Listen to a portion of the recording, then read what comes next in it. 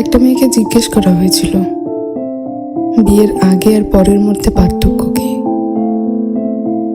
তখন সে বলেছিল, বিয়ের আগে ছিলাম বাবার বাড়ির মেয়ে, আর এখন হয়েছে শ্বশুর বাড়ির বৌমা। আগে আমার মুখে সবাই খাবার তুলে দিত, আর এখন আমাকে সবার মুখে খাবার তুলে দিতে হয়। আগে একটু ব্যথা পেলে চিল্লাচিল্লি করে সারা বাড়ি মাথায় তুলে ফেলতাম, আর এখন অনেক ব্যথা পেলেও একটা শব্দ করি না। আগে হাসার জন্য মা বকতো, আর এখন কাঁদতে গেলেও ভয় হয়।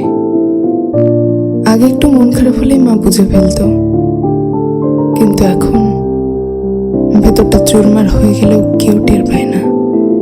আগে ভাবতাম বাইরের জগৎটা অনেক শান্তি, কিন্তু এখন বুঝি